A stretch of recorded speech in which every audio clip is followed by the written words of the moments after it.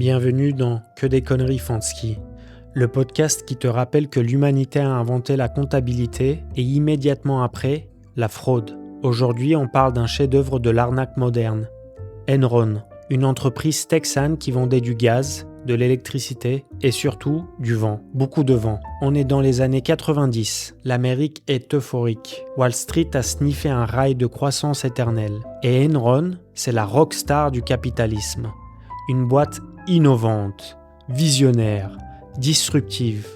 Bref, les mots que les mecs en costard utilisent quand ils ne vendent rien de tangible. À la tête du cirque, Kenneth Lay, le papa rassurant au sourire de pasteur texan. Et à ses côtés, Jeffrey Skilling, le golden boy persuadé d'être plus intelligent que la gravité. Ces gars-là ont décidé que les règles comptables, c'était pour les faibles. Et leur truc, à eux, leur génie, c'était simple. Ils faisaient semblant d'avoir du fric. Pas un peu, énormément. Des milliards de dollars de bénéfices qui n'existaient pas. Comment ? Grâce à ce qu'on appelle la comptabilité créative. Traduction, ils mentaient. Proprement, élégamment, avec des PowerPoint et des cravates. En gros, tu signes un contrat aujourd'hui, tu estimes les profits que tu penses faire dans 10 ans et tu les déclares tout de suite, même si l'argent n'existe pas, même si le projet est bancal, même si c'est du flan total. C'est comme si tu te déclarais millionnaire parce que tu prévois de gagner au loto.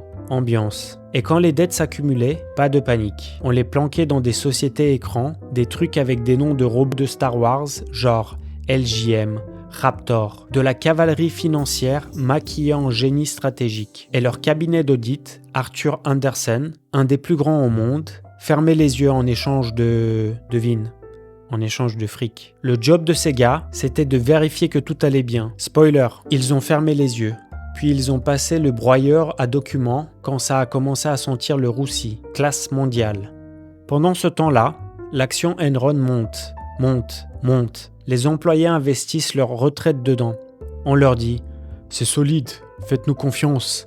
Les dirigeants, eux, vendent discrètement leurs actions. Toujours pratique d'être au courant avant tout le monde quand le bateau prend l'eau. Et puis, 2001, la vérité commence à sortir. Les chiffres ne tiennent plus debout.